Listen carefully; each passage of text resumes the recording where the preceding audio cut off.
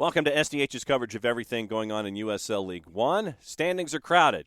What else is new? It's another version of the show. What we'll do is we'll go back over all of the events of the last 7 days, get you ready for the events of the next 7 days, and prep everything with all the news and notes and all of the information that you need to get you ready for everything going on in USL League One. With activity going on in USL League One in the midweek, we've got to go backward quickly so we can go forward quickly. So let's get back into the results of the last 7 days. It was a very busy Saturday with five matches, 10 teams involved.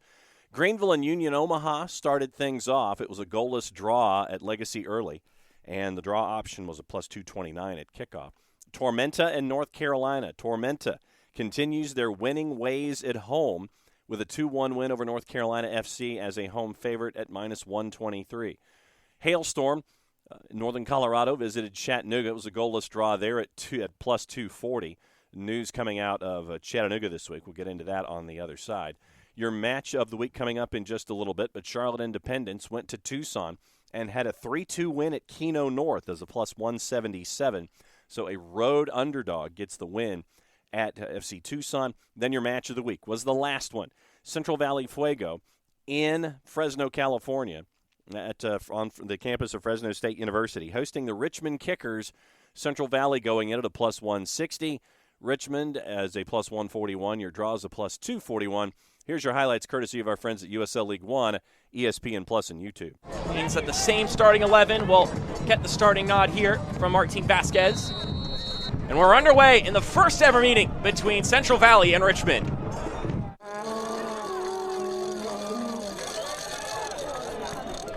With the shot off the crossbar, followed up and through. And it's Central Valley up top.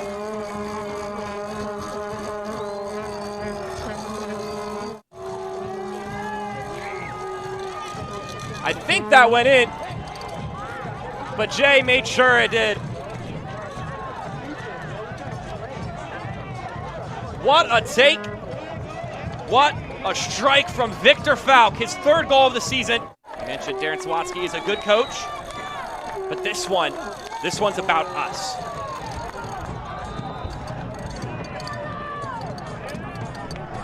Got another yellow card here. And that's to Stephen Payne. Let's take a look at this again. Oh, he's just late.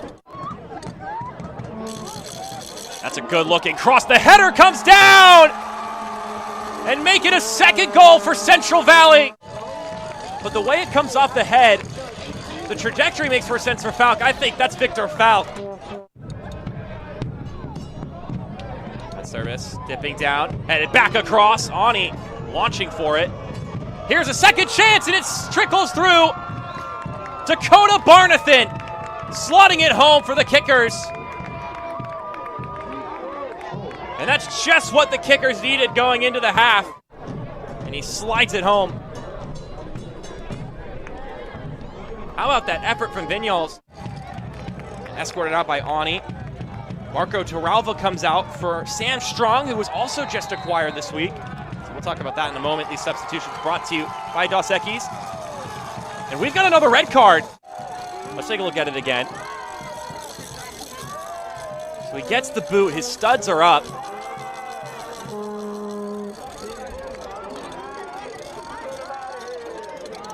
I don't know. I mean, it's a reckless play. Certainly a yellow.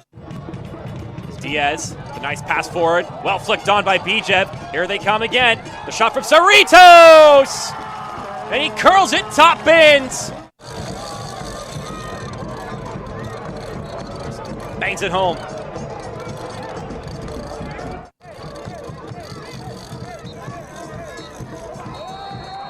And there's your final whistle. A way to start the second half of the season for Central Valley. A bit of a night to forget for the Richmond Kickers. Frankly, I can't remember the last time that a team went 11v9, 2 men down to try to finish a match during the regular season. But Central Valley gets the win at a plus 160. So that leans us into the standings. And once again, It is crowded. It is crowded. It is cramped. And it now goes up a step when it comes to how crowded and cramped it is. Greenville putting distance between themselves and the rest of the league. 32 points at 9-5-4. Now the fun starts. 4 points separating 2 from 9 right now. Richmond with the loss. They've lost 2 in a row. They're at 17 matches played and 25 points. Tormenta wins at home. 6-5. They're at 24 points. Central Valley, 2 matches in hand.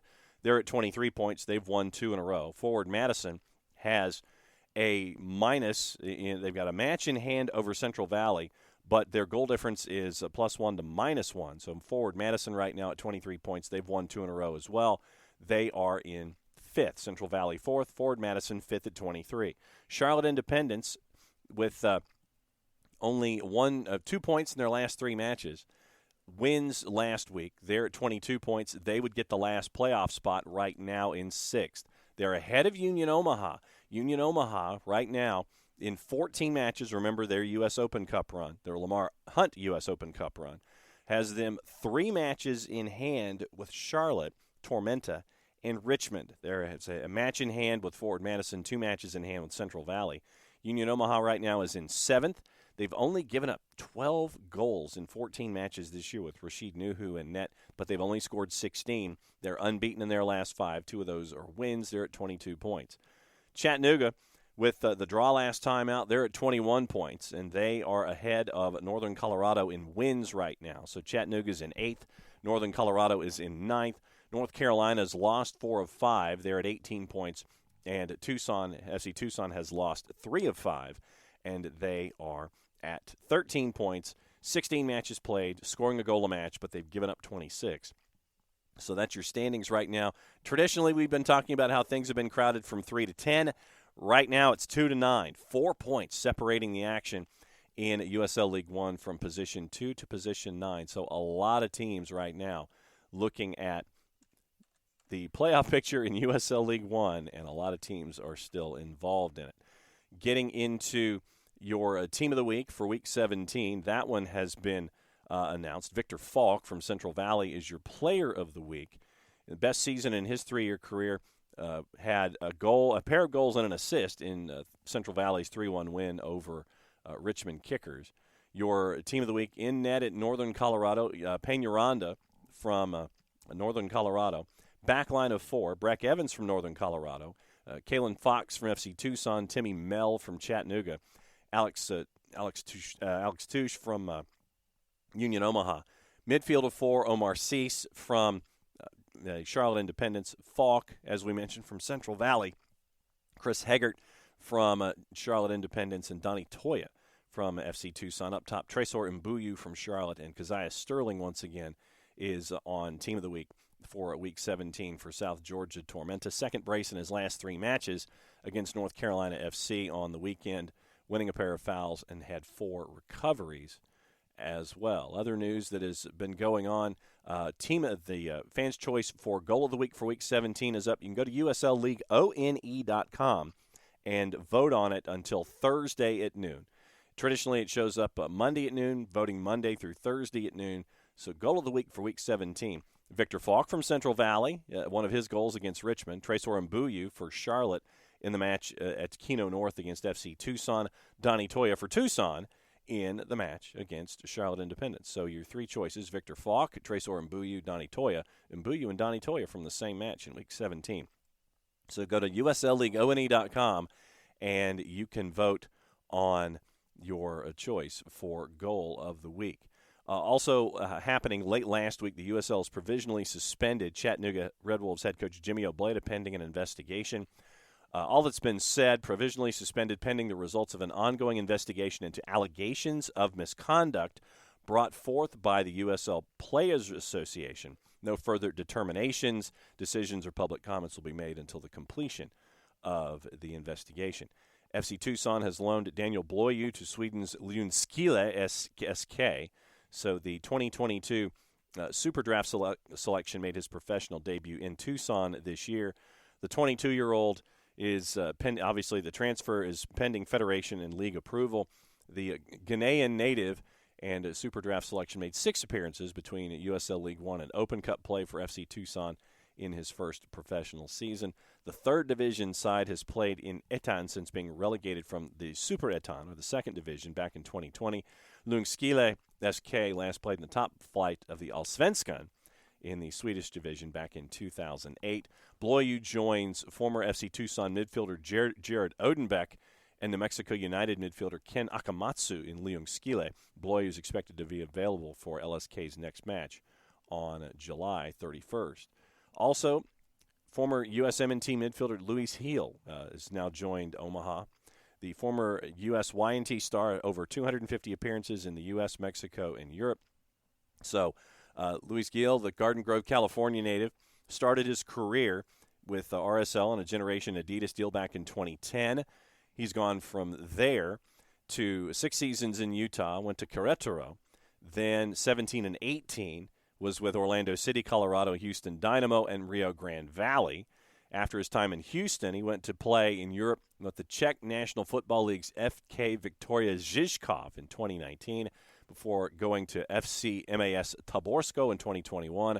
Earlier this year, Luis made 7 appearances with Nice's Valley United FC.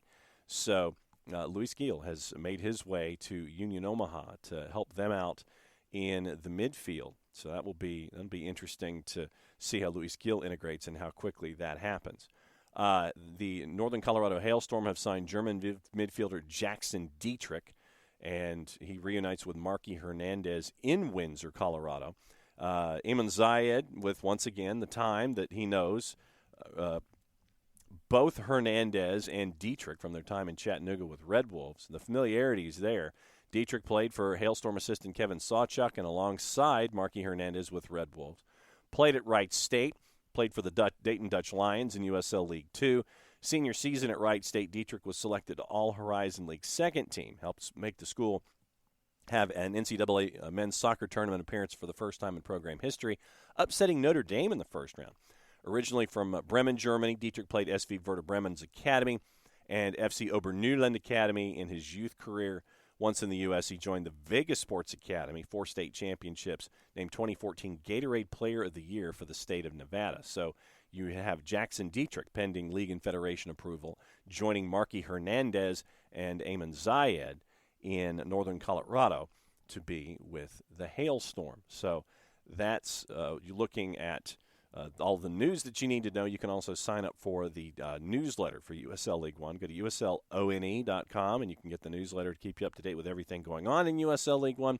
Don't forget, you can also follow along on the social medias, on Twitter, on Facebook, and on Instagram. Power rankings for Week 17 remain unchanged from the week that was up top. Greenville's the number 1. Forward Madison up 1-2.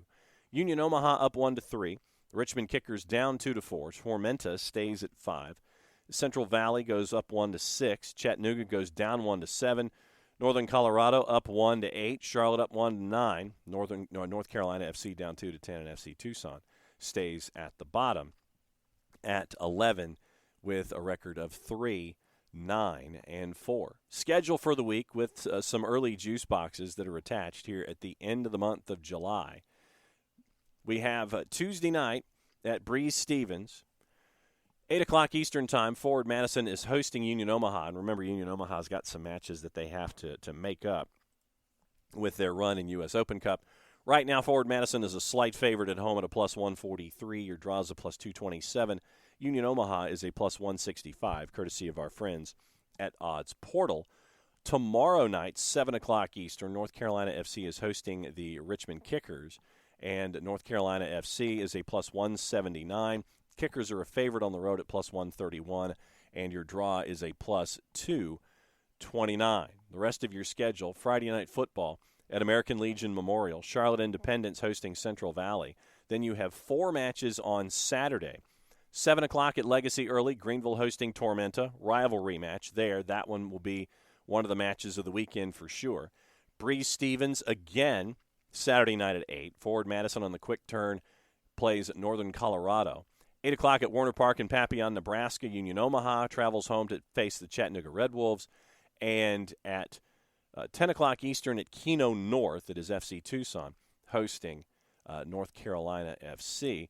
And that gets you through the weekend in USL League One. So, as always, if you are in market and can catch the action in USL League One, please do so.